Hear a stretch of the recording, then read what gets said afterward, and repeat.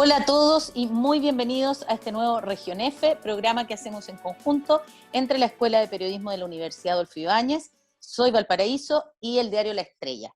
Como siempre tenemos una muy interesante invitada, pero antes de eso quiero presentar a mi co-conductora en este escenario virtual en el que estamos funcionando desde nuestras casas. ¿Cómo estás, Fabiana? Hola Karen, un gusto verte esta nueva semana de Región F aquí desde la casa, como tú muy bien decías, pero seguimos adelante con este hermoso proyecto, ¿verdad? Así es, y voy a presentar inmediatamente, para que no nos pille el tiempo, a nuestra invitada. Ella es Sonia Muñoz Fuentes, tiene 48 años y nació en Valparaíso, donde vive hasta hoy, entiendo, en la zona de Curauma.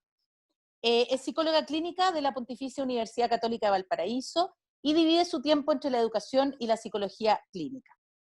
En esa línea es coordinadora en gestión operativa del programa de acompañamiento y acceso afectivo de la Pontificia Universidad Católica de Valparaíso, el PASE, donde se intenta equiparar la desigualdad social a través de oportunidades educativas para jóvenes vulnerables. Allí, Sonia apoya el proyecto en términos de difusión, gestión operativa y evaluación de procesos. Además, se dedica a la supervisión clínica en el Magíster de Psicología Clínica de la Universidad Adolfo Ibáñez y trabaja en CAPSI Curauma como psicóloga clínica, donde realiza atención individual de parejas y de familias. Antes fue psicóloga coordinadora de gestión del Departamento de Educación de la Corporación Municipal de Quilpué.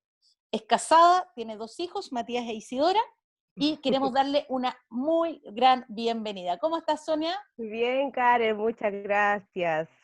Tanto el currículum, ¿no? Se notan los 48. Y eso que Pero se nota récord solo en el mío. currículum, pero solo Bueno, en el currículum, eso aclarémoslo, porque acá somos, sí, body positive, todo. así, muy bien, muy bien. Fabi, entiendo que tú comienzas hoy día con las preguntas. Sí, sí, hoy día comienzo yo, querida amiga, y vamos a entrar de lleno en materia porque en realidad creo súper importante tener una psicóloga con la experiencia de Sonia en este contexto, ¿verdad?, de confinamiento que nos está afectando a todos.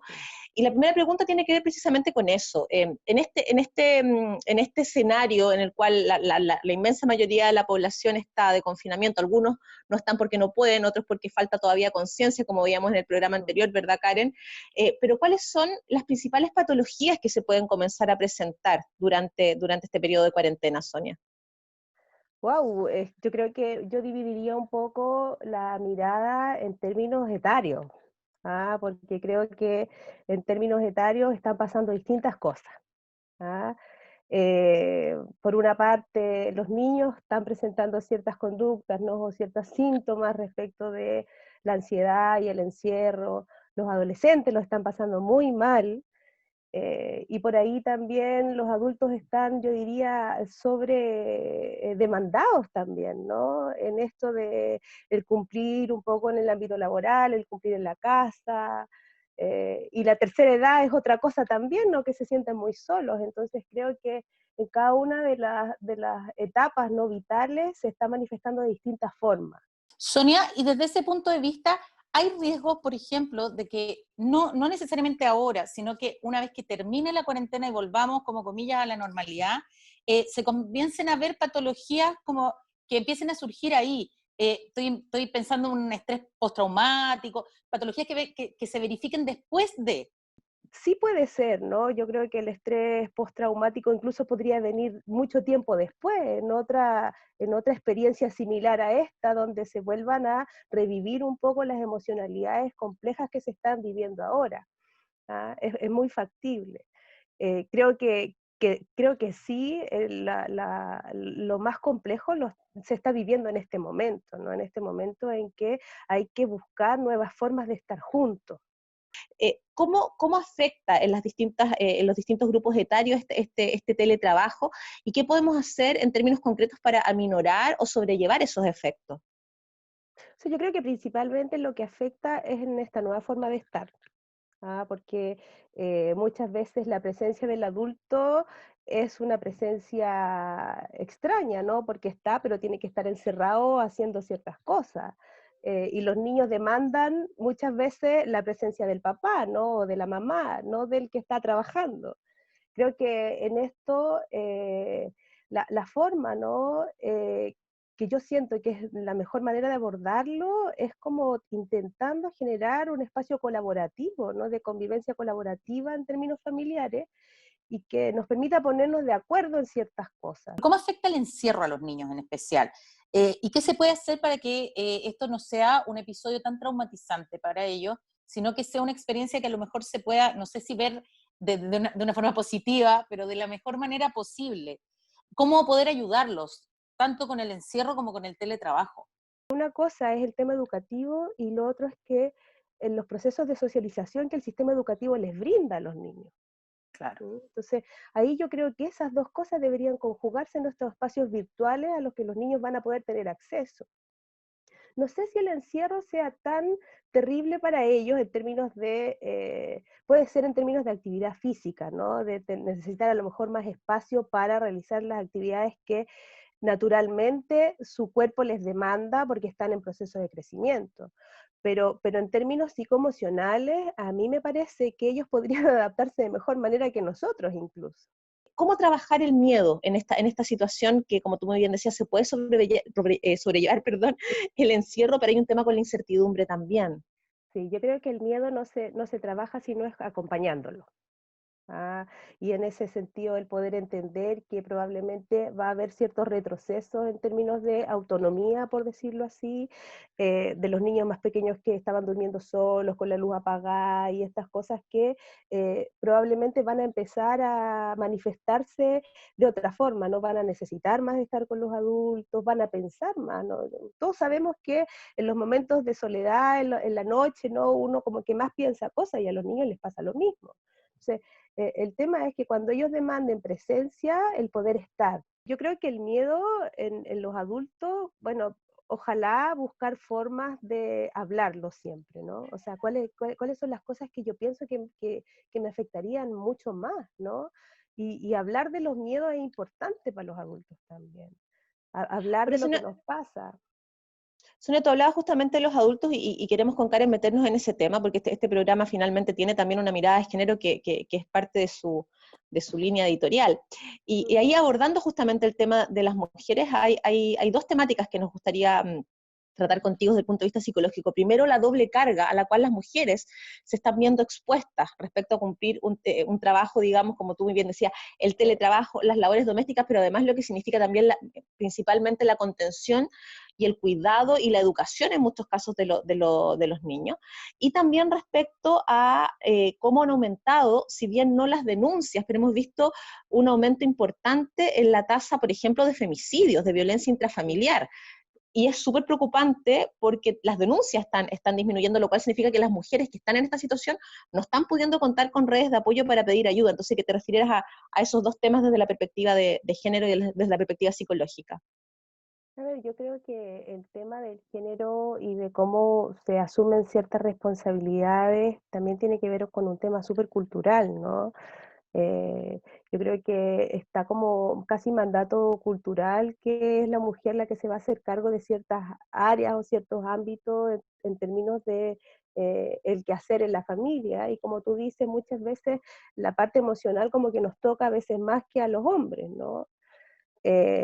También siento que nosotros hemos hecho que sea así en gran parte, ¿no? Que muchas veces es como, para mí es cuando te invito a participar también de ciertas cosas, cuando te doy el espacio, cuando tú te lo tomas, ¿no?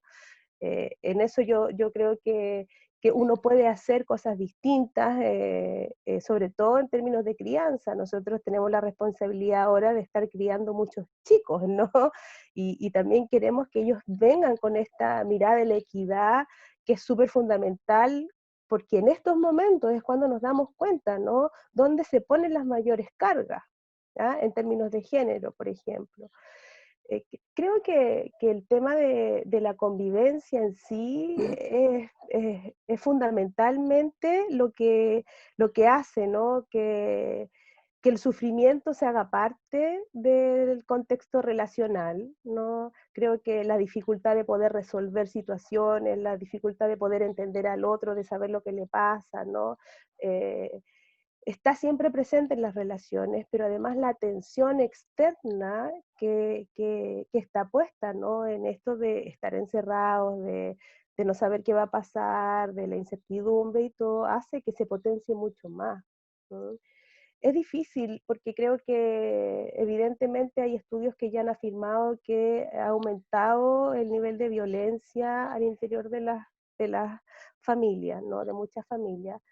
Eh, o sea, bien vale la pena volver a preguntarnos qué estamos haciendo como país con eso también, ¿no? Porque es una cosa que ha preocupado siempre, ¿no?